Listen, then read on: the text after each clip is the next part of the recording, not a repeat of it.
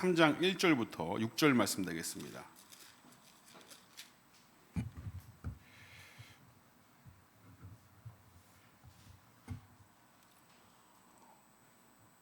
사사기 3장 1절부터 6절 말씀 제가 봉독해 올리겠습니다. 여호와께서 가나안의 모든 전쟁들을 알지 못한 이스라엘을 시험하려 하심에 이스라엘 자손의 세대 중에 아직 전쟁을 알지 못하는 자들에게 그것을 가르쳐 알게 하려 하사 남겨두신 이방 민족들은 블레셋의 5 군주들과 모든 가나안 족속과 시돈 족속과 바알 헤르몬 산에서부터 하맛 입구까지 레바논 산에 거주하는 히위 족속이라. 남겨두신 이 이방 민족들로 이스라엘을 시험하사 여호와께서 모세를 통하여 그들의 조상들에게 이르신 명령들을 순종하는지 알고자 하셨더라. 그러므로 이스라엘 자손은 가나안 족속과 헷 족속과 아모리 족속과 보리스 족속과 히위 족속과 여부스 족속 가운데 거주하면서 그들의 딸들을 맞아 아내로 삼으며 자기 딸들을 그들의 아들들에게 주고 또 그들의 신들을 섬겼더라. 아멘. 네. 더위에 좀 어떠십니까? 요 태풍이 지나고 나서 요 며칠 좀 괜찮았던 것 같아요. 그죠? 비는 오는데 습하긴 한데 그래도 습하면서 더운 것보다 습하면서 조금 시원한 게 좀 버틸만 하더라고요. 더위 하면 생각나는 또 것 중에 하나가 대표적으로 팥빙수가 있는데 지난 제가 이제 이실직고 하겠습니다. 아이들 캠프가 있었습니다. 학생회 대전에서. 근데 이 강당에 에어컨을 시원하게 다 틀어놓고 아이들한테 이렇게 최대한 좀 편의를 봐주면서 잘했던 캠프였었어요. 근데 850명 정도가 강당에 들어가서 뛰고 막 이러니까 그 에어컨 아무리 시원하게 틀어놔봐야 아이들 그 체온이 말도 아니잖아요, 그죠? 아이들 또 혈기왕성하니까 굉장히 더운데 둘째 날에 저희 아내가 대전에 온다고 아이들 하는 거 좀 보고 싶다고 해서 제가 아내를 태우러 갔습니다. 천안까지 온 건 아산까지 온 건 아니고 기차역까지 데리러 가서 침례신학대학교 들어가기 전에 제가 아내한테 여보 팥빙수 한 그릇만 먹고 들어가자. 카페에 들어갔는데 그 팥빙수가 그냥 팥빙수가 아니고 무슨 콩국수 팥빙수라고 콩국수 모양으로 이렇게 만드는 거더라고요. 그래서 점심을 먹고 콩국수 팥빙수를 먹었는데 너무 맛있는 거예요. 둘이서 먹을 수 있는 양이 아니라 한 4시서 먹을 수 있는 양인데 그걸 둘이서 먹고 그러고 들어갔는데 애들이 너무 덥다고 막 땀 이렇게 뻘뻘 흘리는데 얼마나 이 양심의 가치가 느껴지든지 당장에 애들 데리고 나가서 팥빙수 한 그릇씩 사주고 싶은 생각만 하다 왔습니다. 생각만. 네. 그래도 이 마음만큼은 아이들이 좀 저를 알지 않습니까? 우리 목사님은 절대 그런 인간이 아니라고 그거 압니다. 왜요? 몰라요? 뭘 몰라요? 그래요? 네. 여하튼 언젠가 그런 기회가 있겠죠. 날씨가 너무 더워요. 네. 여러분 오늘 본문에 보시면 우리가 익히 접했던 내용의 이야기가 다시 반복되는 듯한 이제 그런 냄새가 좀 풍깁니다. 일단 하나님께서 이런 어떤 사람들을 말씀하고 계시냐면 가나안의 모든 전쟁들을 알지 못하는 사람들에 대해서 이야기하고 있어요. 이스라엘 백성들 그러면 출애굽할 때부터 그러니까 아브라함 때부터 이어왔던 이스라엘 백성들이 출애굽하고 광야에서 생활을 하고 약속의 땅에 들어왔던 그 이스라엘 백성들, 그 이스라엘 백성들이 살아왔던 그 모양들을 보면 하나님께서 그들 가운데 행하셨던 수많은 일들이 있잖아요. 다른 민족들은 경험하지 못한 수많은 일들을 그 사람들이 경험하고 왔는데 그 중에 대표적인 게 자신들이 지금 들어와 있는 그 약속의 땅 가나안. 그런데 하나님께서 그 가나안에 들어올 때 했던 모든 전쟁들을 알지 못하는 이스라엘 백성들이라고 하나님께서 말씀을 그렇게 시작해요. 이스라엘 백성들 중에 가나안 전쟁을 모르는 사람들이 있었을까요? 이 사람들이 무슨 기억상실증에 걸린 것도 아니고 우리 역사를 좀 봐도 압니다. 임진왜란이든 병자호란이든 이런 수많은 역사, 우리나라는 한 역사 가운데 한 1000번 정도의 침략을 당했던 그런 역사를 가지고 있습니다. 하나하나 뭔지 기억은 다 못해도 주로 어떤 나라들이 그랬는지 그건 알고 있어요. 그래서 옆에 이 나라 저 나라 그러면 아우 이러잖아요. 그죠? 우리 애들은 지들 하나도 모르면서 이제 4살, 5살 되는 애들도 그런 나라들은 싫어합니다. 이게 역사가 가지고 있는 DNA가 굉장히 웃겨요. 그러니까 그때 시절 우리나라도 일제 식민 시절 그 시절에 역사를 경험한 세대는 이제 몇 명 남지 않으셨습니다. 다 돌아가시고. 근데 그때 실상을 피부로 느껴보지는 않았지만 그때 아픔과 상처와 분노 이런 것들이 역사적 기록으로 내려오고 사람들의 입을 통해서도 내려오고 매스컴을 통해서도 계속해서 마치 우리를 체면이라도 하듯이 늘 보여주고 있지 않습니까? 그러니까 그 상대에 대해서 분노를 느끼는 이 마음만큼 거의 동일합니다. 근데 그런 사람들이 있는가 하면 오히려 부역자들 마냥 이 정신과 가치관 자체가 그들 나라에 종속된 사람들도 있고 뭐 이제 수십 년 흘러가지고 이제 100년 가까이 돼가는데 왜 그런 것 가지고 아직까지도 갖다 붙다 뭐 그러고 있냐라고 얘기하는 사람들도 있습니다. 그러니까 이스라엘의 가나안 전쟁을 모르는 이스라엘 백성들이라고 했는데 사실은 그거를 모른다기보다 대수롭지 않게 여기는 사람들이 있는 것일 겁니다. 대수롭지 않게 여기는 사람들. 수천 년이 흘러서 잘못된 역사적 교육을 통해서 이스라엘 백성들이 다른 기억을 가지고 있지 않는 한 불과 몇 년 되지도 않는 그 시기에 가나안 전쟁을 모른다라고 한다는 건 좀 우스운 얘기죠. 그러니까 가나안 전쟁을 아예 모른다기보다 하나님께서 이스라엘 백성들을 통해서 치렀던 가나안 전쟁을 대수롭지 않게 여기는 사람들이라는 거예요. 지금 이스라엘 백성들. 그 사람들을 향해서 말씀하시는 겁니다. 그런데 왜 하필 그 사람들을 향해서 가나안 전쟁을 모르는 사람들이라는 말을 사용했을까? 그런 표현을 썼을까? 이게 의문이 드는 거예요. 그리고 하나님께서는 그 사람들을 얘기하시면서 2절에서 뭐라고 하시냐면 하나님께서는 그들을 시험하신다라고 말씀하십니다. 시험하신다. 그 2절, 1절 후반절에 이스라엘을 시험하려 하시며라고 합니다. 그리고 2절에 뭐라고 얘기하냐면 우리 2절 다 같이 한번 읽어보실까요? 시작.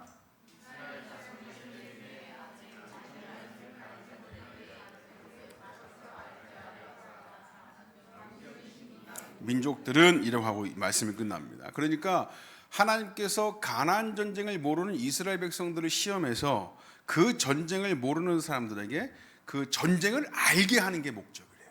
그 전쟁을 알게 하는 게 목적. 전쟁을 알게 한다. 도대체 이 사람들이 얼마나 기억상실증에 걸렸는지 모르겠지만 여러분 누가복음 15장에 가보시면 누가복음 15장 가보시면 아주 유명한 얘기가 나옵니다. 여러분 그 말씀을 찾아 읽지 않더라도 하나님 예수 그리스도께서 죄인과 세리 중에 식사를 하는 중에 그거를 마땅치 않게 생각하고 있던 바리새인과 서기관들한테 비유로 말씀하십니다. 그러면서 첫 번째는 100마리 양을 가지고 있는데 한 마리 잃어버린 양을 찾는 목자에 대한 비유가 나오고 10 드라크마가 있는데 한 드라크마를 잊고 나서 그것을 찾기까지 찾는 여인에 대한 이야기가 나오고 잃어버린 둘째 아들에 대한 이야기가 나옵니다. 양이 일단 100마리가 있어요. 그 중에 한 마리를 잃어버리면 99마리를 들에 두고 그 한 마리를 찾기까지 찾아다니고 찾아내면 어깨에 들쳐매고 돌아와서 집에 와서 친구들과 이웃을 불러 모아 그 양을 찾아놓으라 뻑적지근하게 잔치를 베푸는 거예요. 그리고 10 드라크마가 있는 여인이 있습니다. 그중 한 드라크마를 이 여인이 잊었어요. 집에서 잃어버렸어요. 근데 보통 그런 드라크마는 어디서 나옵니까? 장판 밑이나 장롱 밑에서 나오죠. 그죠? 근데 이 여인이 그곳에서 잃어버린 건 아닌지 모르겠는데 하루 종일 찾았습니다. 찾기까지 열심히 찾습니다. 온 집을 쓸면서 결국 찾아내면 친구와 이웃을 불러서 함께 즐기자. 내가 한 드라크마를 찾았노라 라고 얘기한다고 합니다. 이게 두 가지 이제 비유고요.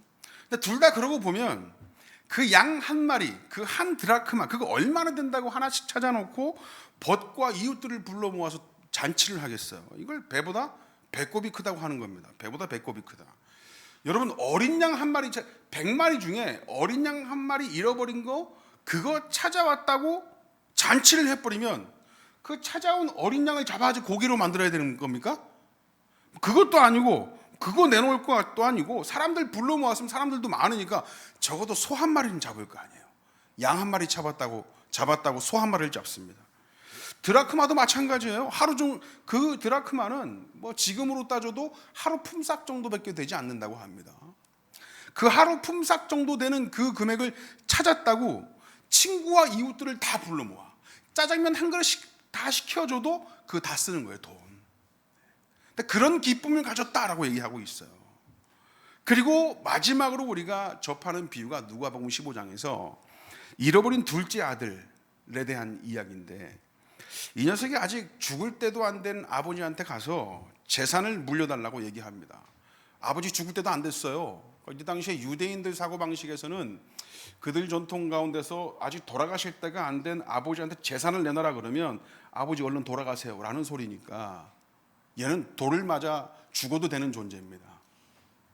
그런데 그 아버지한테 재산을 날려달라고 그러니까 재산을 결국 받아서 이 사람은 멀리 떠나버려요. 그리고 집을 나가서 허랑방탕하게 살다가 집이 그리워서 돌아오지 않습니까? 근데 그때 집에 들어올 때 아버지가 아직까지도 거리가 먼데 나와 계셔서 둘째 아들을 발견하고 뛰어오시는 거예요. 아버지가 얼른 가서 목을 끌어안고 입을 맞추고 가락지를 끼워주고 발에 신을 신기고 옷을 입혀주고 종들에게 얘기합니다. 살찐 송아지를 잡아라 라고 얘기를 해요. 살찐 송아지. 소하니까 생각나는 우리 임치국 성도님 왜 안 와? 오늘 온다 그래 전화 한번 하세요. 지금 어제 통화했는데 2주 동안 빠져가지고 예, 살찐 송아리를 잡아라 라고 얘기합니다. 이 세 가지 비유에서 공통된 장면 세 가지가 나옵니다. 하나는 무언가를 잃어버렸어요. 무언가를 잃어버립니다. 또 하나는 다시 그거를 완벽하게 찾아냅니다. 그리고 마지막에 하나는 그 모든 일 마지막에 기뻐하며 잔치를 벌이는 거예요. 이 세 가지 비유의 공통점은 그 세 가지입니다. 잃어버렸다가 무조건 찾아내고 찾은 기쁨에 잔치를 하는 거예요. 아들이 돌아온 그 일이 기뻐서 잔치를 베푸는 것이 너무 좋으니까 뭐 그럴 수는 있어요. 근데 양 한 마리, 뭐 잃어버린 드라크마 하나, 별 가치도 없는 것들 그냥 나머지 그냥 돌보는 게 훨씬 이득인데 별 가치 없어 보이는 것까지 찾아냈다고 기뻐서 벗과 친구들, 이웃들을 다 불러 모아서 잔치를 베풉니다. 그것을 찾은 주인의 기쁨이 얼마나 크면 그럴까 싶을 정도로 잔치를 벌여요.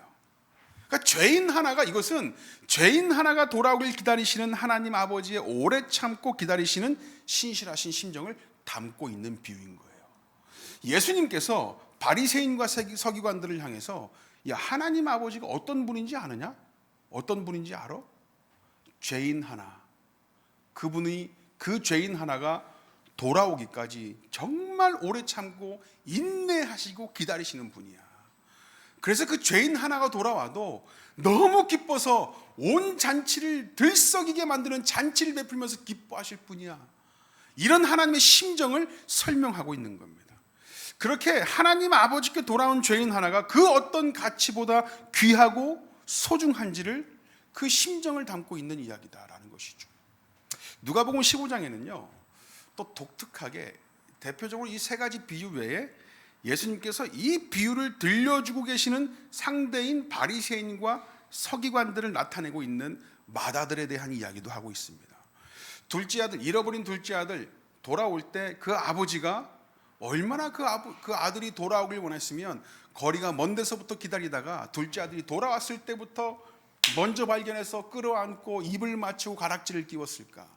그런 아버지 심정을 잘 설명해 주는 비유 뒤에 바리새인과 서기관들을 지칭하고 있는 것 같은 맏아들에 대한 비유도 이어져서 나오고 있어요. 잃어버린 둘째 아들이 돌아왔을 때 멀리 밭일을 하고 돌아온 맏아들이 집에서 시끄러운 소리가 들리는 거예요. 풍악이 울리고 춤추는 소리가 들리고 막 이것저것 고기 굽는 냄새가 막 나고 그래요. 그래서 한 종을 불러서 자초지종을 물어봅니다. 사실 그러면 맏아들 정도 되면 들어가서 무슨 일인지 지가 확인하면 되는데 집 앞에서 종을 불러요. 그 성격도 좀 이상하죠. 그래서 무슨 일이냐? 그러니까 종이 당신의 둘째 아들, 당신의 동생이 돌아왔습니다.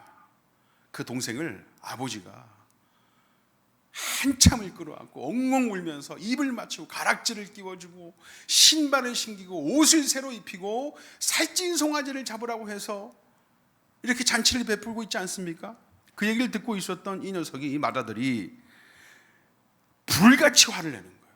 어떻게 이런 일이 있을 수 있냐고 소리를 막 지릅니다. 그러니까 그 맏아들의 소리에 깜짝 놀라서 아버지가 뛰쳐나와요. 얘야 무슨 일이냐? 왜 그러냐? 혹시 여기 맏아들 소리 손 한번 들어도 맏아들. 김기정 집사님. 기정아 무슨 일이냐? 아버지가 나와서 묻는 거예요. 동선아 무슨 일이냐 묻는 거죠. 그래서 이 맏아들이 저는 아버지의 명을 어긴 적이 한 번도 없이 성실하게 살아왔는데 나한테는 염소 새끼라도 줘서 나와 내 벗으로 즐기게 한 일이 없지 않습니까? 라고 얘기하고 있는 거예요. 으름장을 놓습니다. 왜 준 적이 없어요? 여러분들 누가복음 15장 한 말씀 한번 볼까요? 누가복음 15장입니다. 정말 아버지가 그렇게 수고로 일하고 있는 이 맏아들한테 아무것도 준 것이 없는지 한번 봅시다. 누가복음 15장 12절. 잃어버린 둘째 아들이 집을 나가기 전에 허랑방탕하여 생활하기 전에 아버지한테 자신한테 재산을 나눠달라 얘기합니다. 12절 다 같이 읽어보겠습니다. 시작. 말하되 아버지여 재산 중에서 내게 돌아올 분깃을 내게 주소서 하는지라 아버지가 그 살림을 각각 나눠 주었더니 라고 합니다. 여러분 준 거 없어요? 있습니다. 둘째 아들이 얘기를 했을 때 둘째 아들만 아버지 재산 쏙 뺏어가지고 도망간 게 아니라 나눠달라고 했을 때 아버지가 공평하게 각각 둘째 아들과 맏아들에게도 그 재산을 나눠줬다는 얘기예요. 나눠줬다. 누가복음의 15장에 보면 그렇게 돼 있어요. 둘째가 재산을 달라고 하니까 각각 나눠줬다 기록하고 있습니다. 똑같은 사랑이요, 똑같은 은혜인데 자신은 좀 더 특별하다고 생각하고 있어요. 맏아들은. 그러면서 하는 말이 30절입니다. 30절 다 같이 읽어보겠습니다. 시작. 아버지의 살림을 창녀들과 함께 삼켜버린 이 아들이 돌아오매 라고 얘기해요. 그러니까 지금 둘째 아들이 집을 나갔다가 뭐 잘 살다가 강도를 만나가지고 납치를 당해서 흠씬 두들겨 맞고 돌아오고 있는지 아니면 사업을 하다가 사기를 당해서 거짓골로 지금 불쌍하게 돌아오게 됐는지는 지금 몰라. 그런데 15장 13절에 그 둘째 아들에 대해서 뭐라고 표현하고 있냐면 허랑방탕하여 그 재산을 낭비했다라고 표현하고 있습니다. 뭐 둘째 아들이 어떻게 살고 있는지 모르는 사람들은 이 사람이 강도를 만났는지 사업을 하다가 사기를 당했는지는 모르고 있는데 예수님께서는 둘째 아들을 그렇게 표현하고 있다고요. 허랑방탕했다. 근데 이 맏아들은 그 둘째 아들을 정확하게 그렇게 찝고 있어. 허랑방탕하게 창녀들과 돈을 다 쓰고 왔다. 그러니까 맏아들은요, 둘째 아들이 어떻게 살고 있었는지 어떤 모양으로 지내다가 왔는지를 잘 알고 있었다라는 겁니다. 아버지는 거리가 먼 데까지 나가서 둘째 아들을 맞이한 것으로 봐서 얼마나 그 녀석을 기다렸는지 알 수 있는 대목이에요. 아버지가 사랑하는 그 둘째 아들이 돌아오기를 얼마나 기다렸는지. 근데 맏아들은 그런 아버지의 심정이나 상황도 몰라주고 동생과 똑같이 나누어진 그 재산 받아서 그거 아껴가면서 살고 열심히 재산 불리고 오히려 원래 하던 일이던 밭 가는 길도 열심히 하면서 내가 아버지의 정당한 아들이고 내가 이만큼 하고 있다고 자랑 삼아 살고 있다는 거예요. 그거면 아버지의 아들 역할 충분히 하고 있는 것 아니냐라고 아버지한테 으름장을 놓고 있습니다. 쟤는 창녀들과 놀면서 돈 다 썼는데 나는 아버지가 나눠준 재산 한 푼도 안 쓰고 일 열심히 하고 살았다. 내가 좀 더 괜찮은 아들 아니냐? 그럼 나는 염소 새끼 한 마리도 안 주냐라고 얘기를 하고 있다고요.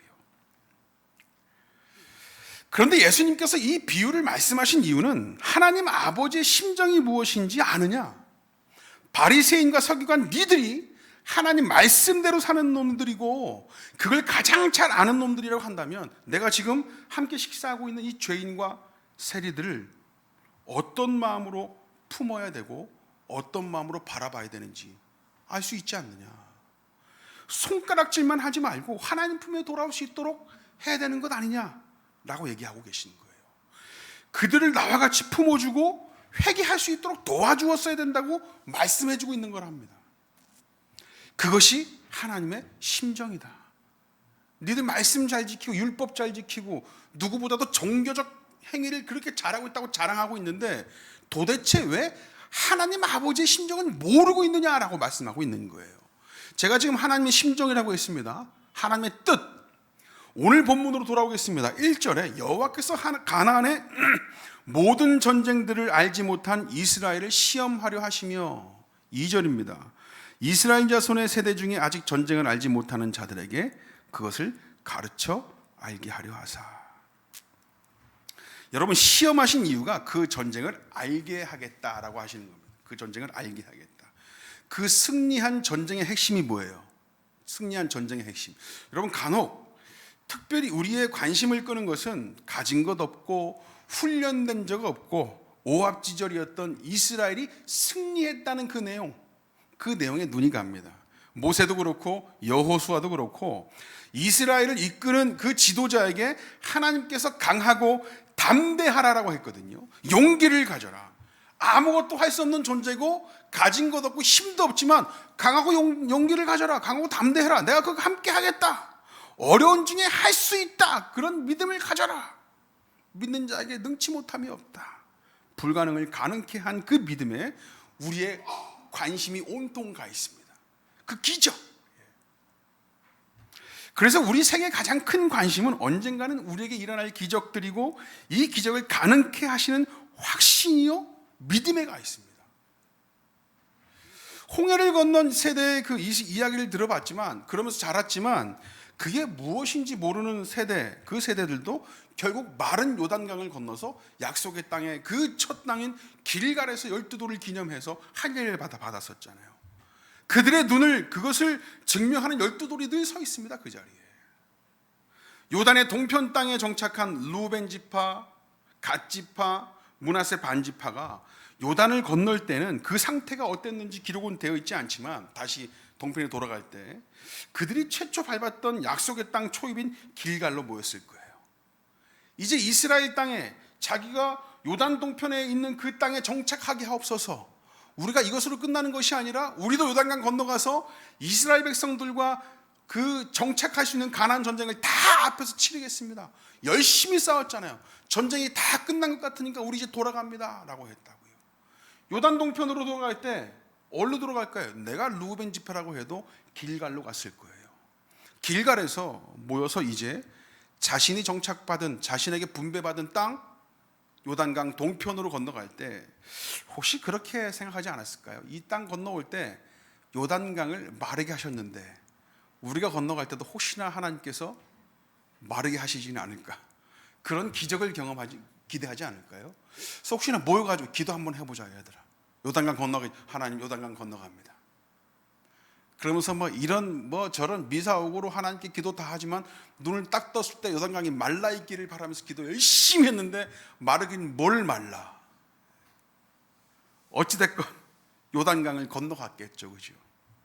벌써 우리의 관심은 맛봐서 잊을 수 없는 그런 기적에 가 있습니다. 우리 삶 중에 간증 하나씩 없는 분이 어디 있어요? 하나님께서 내 삶을 통해서 보이신 하나님의 일하심, 그 은혜, 특별한 기적들이 우리 기억 속에 똑똑히 하나씩은 다 남아 있습니다. 하나님은 하나님인데 그런 기적을 맛보게 하실 하나님을 찾아요. 그런 것을 맛보고 나면 헤어나올 수가 없어요.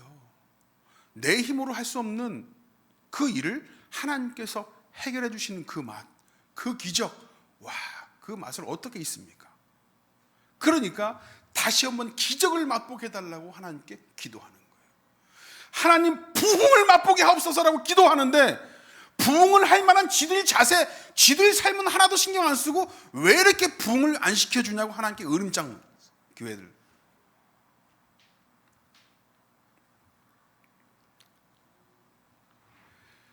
그런 것을 맛보면 헤어나올 수가 없어요. 우리에게서 나올 수 없는 것을 경험하고 그 기적을 통해서 약속의 땅을 밟았거든요. 이스라엘 백성들이 엄청난 수혜를 경험했습니다. 그것을 경험하지 못했다면 생각하고 꿈꾸지도 않았을 거예요. 그런 기적을 베푸신 하나님 생각도 못했을 거예요. 이따금씩 우리의 어려움을 해소하거나 그 해소하기 위해서 우리들이 택하는 방법들이 있습니다. 어떤 방법이냐면 여러분들 어른들이 가끔씩 그런 말씀들을 해주시죠. 해주신 조언 중에 야 도망가지 마. 미리 도망가지 마. 싸워서 이겨라. 견뎌라. 라고들 조언을 해주십니다. 도망가지 말고 싸운다는 게 얼마나 힘든 줄 알면서도 해주시는 말씀이에요.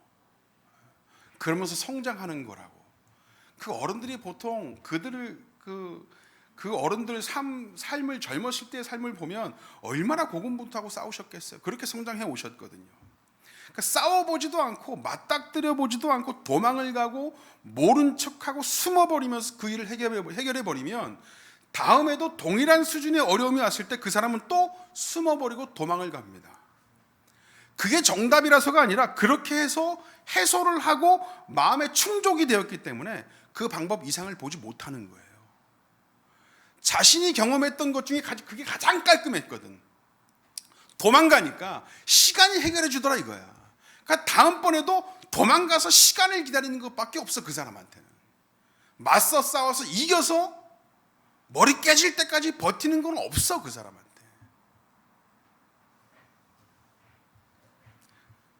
그래서 최대한 싸워보고 견뎌보고 버텨보는 데서 사람이 성장을 하는데 그걸 모르니까 그 전의 단계에서 자신을 가둬버리는 거예요. 그걸 경험해보지 못한 사람들은. 그런데 이런 습관을 하나님께도 적용을 해버립니다. 내게 충분히 만족이 되고 기쁨이 되었던 은혜의 내용, 그 이상 그 너머를 보지 못해요. 그걸 통해서 하나님께서 무엇을 원하시고 어떻게 일하시고 우리에게 원하시는 게 뭔지를 보지 못하니까 자꾸만 하나님께 그런 류의 기적과 복을 두고만 때렸습니다. 내가 이번에 하나님께서 나에게 베푸신 그 기적이 있다고 한다면 그 기적을 통해서 하나님께서 우리에게 우리 뿌리교회에 부흥을 주신다고 한다면 그 부흥을 통해서 내가 이렇게 지진이 복도 없이 고군분투하며 살고 있는 인생이 내가 별로 한 것도 없는데 특별한 기적을 통해서 나를 회복시키셨다고 한다면 그 기적을 통해서 하나님께서 나에게 원하시는 게 무엇인지, 그 기적을 통해서 하나님의 무엇을 보기 원하시는지를, 그런 부분들은 하나도 생각 안 하고 이 기적을 원한단 말이에요. 이 기적을. 하나님은 그냥 기도응답의 하나님이에요. 기도응답의 하나님. 그렇게 계셔주기만 하면 된다 이거죠. 기도응답. 여러분 보통 기도응답 받아보신 적 있으세요? 그러면 보통 기도를 해서 내가 원하는 것이 성취되었을 때 그것을 기도응답이라고 여기고 받아봤죠 라고 얘기합니다. 기도응답이라고 한다면 내가 원했던 것을 소리치고 기도했던 내용들이 성취되었을 때 그 맛을 봤을 때의 내용들을 떠올려요 보통. 여러분 좀 대답해 보세요. 제가 조인성보다 좀 잘생겼습니까? 비웃. 그거 아니면 아니라고 하면 되지 왜 비웃어? 자존심 상하게. 어처구니 없는 질문이에요? 좀 낮춰서 질문을 낮춰서. 여러분 제가 장동건보다 잘생겼습니까? 네? 마동석보다 잘생겼습니까? 제가 여러분께 대답을 원했어요. 그죠? 저는 조인성보다 잘생기고 싶어요. 물어봤는데 제 아내가 저한테 조인성보다 잘생겼어 라고 얘기를 해주죠. 그죠? 진짜 그랬다는 건 아니고 대부분의 사람들은 에휴 못생겼어, 묻지도 마, 못생겼어 라고 대답해 주겠죠. 그죠? 다른 사람들이 물어봅니다. 야 그렇게 물어보니까 뭔 대답이 있었디? 라고 물어봐요. 그러면 대답은 두 종류가 나왔어요. 그죠? 잘생겼습니다. 아니요. 어처구니 없어 하면서 못생겼습니다. 두 가지 대답이 온 거예요. 하나님께 기도를 한다고 한다면 내가 원했던 내용을 하나님께 열심히 기도하고 소리치지만 하나님께서 나를 통해서 계획하신 내용들이 있고 그것이 나에게 합당하다 하면 하나님께서 응답해 주시겠죠. 그래. 그래서 그 기도 제목을 들어주시고 성취시켜 주십니다. 하나님께 응답해 달라고 소리치면서 기도했어요. 그런데 하나님께서 그 기도를 들어주시지 않으세요. 그것도 대답하시는 거죠. 그죠? 그래서 하나님께서 우리에게 응답해 주신다고 한다는 건 우리가 기도한 것이 성취된 것만 응답하신 것이 아니라 성취되지 않고 내 인생 끝나버려도 그것도 하나님께서 응답해 주신 거라고요. 나한테 맞지 않는 거, 나한테 계획이 없으신 거, 그거 아니라고 대답해 주신 거라고요. 그거. 대답은 그렇다 또는 아니다, 두 개가 있는 것이지 무조건 그렇다라는 대답만 있는 거 아닙니다. 그런데 우리의 대부분의 기도는 그때 보여주셨던 그 기적 있잖아요. 요단강 마르게 해서 건너오게 하셨는데 왜 지금은 아직도 마르지 않고 있죠? 라고 생각했을 법한 루벤 지파와 갓 지파와 므낫세 반 지파의 기도 내용일 수도 있었던 그 기도 제목들, 자신들이 경험했던 그 기적들을 다시 한번 맛보고 싶어서 기도하고 소리치는 우리입니다. 여러분, 세계 행복지수 순위를 보면 늘 1등하는 나라가 우리 주변에 방글라데시, 부탄 이런 나라잖아요. 근데 최근에 이 사람들 순위가 바뀌었대. 곤두박질 쳤대. 왜냐하면 이 사람들한테 스마트폰이 보급되고 나서, 인터넷이 보급되고 나서 곤두박질 쳤답니다. 세상이 뭔지 아니까 맛을 봤다 이거죠, 그죠? 맛을 보니까 우린 사는 것도 아니네. 자, 그럼 그걸로만 본다고 한다면 스마트폰 보급률이 엄청 들어간 그런 나라들은 다 1등에서 전부 다 곤두박질 쳐요? 그런 건 아닙니다. 핀란드나 덴마크 이런 나라들은요 여전히 세계 1등, 2등이랍니다. 왜 그러냐면 그 사람들한테 돌아가는 복지 혜택이든 교육 혜택이든 뭐든지 되게 많대, 혜택이. 그러니까 1등이야, 그런 나라들은. 우리의 신앙생활도 만족이 되려면 이런 혜택이 좀 많아야 되는 줄 알아요. 그게 성경적이라는 걸 말씀드리는 게 아니라 사람이 그렇게 길들여져 있다라는 겁니다. 길들여져 있다. 신앙생활 그래도 이만큼 하는데 만족이 있어야 되고 풍성함이 있어야, 풍족이 있어야 되고 기쁨이 있어야 되는 거 아니냐라고 생각을 한다고요. 우리가 알지 못한 중에 일하시는 하나님께서 우리에게 기적을 베풀어 주시기를, 은혜를 더 풍성히 내려 특별한 복을 경험케 하시기를 기도하고 바란단 말입니다. 그런데 그런 경험을 안 시켜주셨어요, 하나님께서? 아니요. 이스라엘 백성들 보세요. 그들에게 늘 만족을 주셨습니다. 젖과 꿀이 흐르는 땅에 입성시켜 주셨어요. 자신들이 봐도 자신 스스로들 메뚜기라고 했던 인간들이 구름기둥과 불기둥을 인도하는 그 광야길을 지나서 약속의 땅에 들어왔다니까요. 메추라기와 만나로 배를 불러주셨습니다. 반석을 터뜨려서 생수가 나게 하시고 강강수월로 몇 번 하니까 성들이 무너졌어요. 누가복음 15장에 나오는 마더들이 했던 대사 생각나시죠? 나에게는 염소 새끼 한 마리 대접 안 해주셨다고요. 그런데 둘째 아들이 재산을 요구했을 때는 아버지인 두 아들에게 각각 나눠주셨다고 했습니다. 똑같은 은혜고 똑같이 풍성한 사랑을 나눠주셨어요.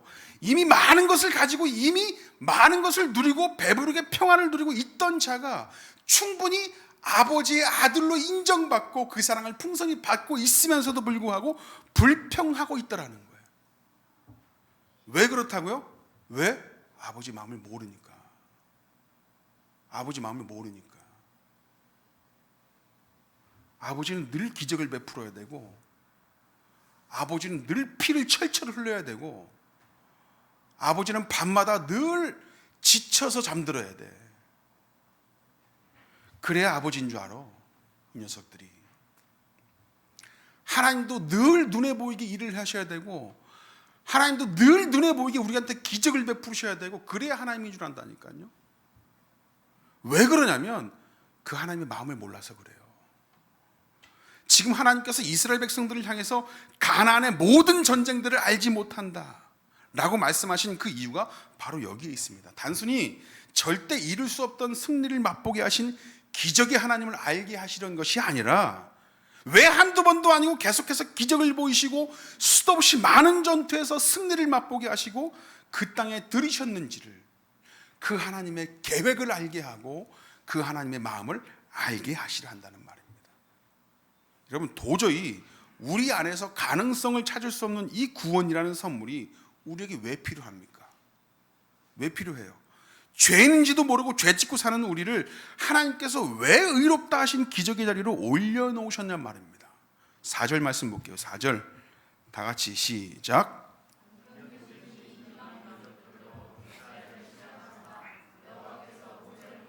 그들의 조상들에게 이르신 명령들을 순종하는지 알고자 하셨더라. 전쟁에서 승리케 하신 것, 우리를 구원하신 것, 그것을 단순히 알고 있는 것과 그 일을 행하신 하나님을 믿고 순종하는 건 완전히 다릅니다. 하나님께서 가나안 전쟁을 모르게 하는 자들에게 알게 하시겠다고 한다는 것은 그 하나님의 심정을 알고 그분을 온전히 믿으며 그분에게 순종하는지 순종하지 않은지를 알고 싶으셨던 거예요. 아는 것에서 끝나면 그 승리와 그 선물이 필요할 때마다 하나님을 찾을 거예요. 하나님은 그런 분인지 않으면. 그러나 하나님의 기적은 우리의 만족과 평안과 안식에만 필요한 사역이 될 거고, 믿는 데까지 가게 되면 지금 당장의 만족과 평안과 안식이 없다 해도 그것이 우리를 흔들지 못할 겁니다. 그렇게 주저앉혀져서 일어날 힘이 전혀 없게 하지 못할 겁니다. 왜냐하면 그분이 우리의 희망이 되니까. 주위를 둘러봤는데 아무런 희망이 없습니다. 아무런 가능성이 없어요. 그런데 하나님 한 분만은 변치 않으시고 저 먼 데서부터 둘째 아들을 기다리고 계셨던 그 아버지의 심정으로 나를 지켜보고 계시니까, 변치 않으시니까, 그분이 희망이 되니까 우리는 넘어져도 영영 주저앉혀져서 못 일어나지 않을 거예요. 금세 일어날 거예요. 희망이 되고 소망이 되는 그분을 찾게 되고 그분의 말씀에 순종하는 우리가 되게 하실 겁니다. 이것이 하나님께서 이스라엘 백성들로 하여금 가나안 전쟁을 알게 하시려는 목적이에요.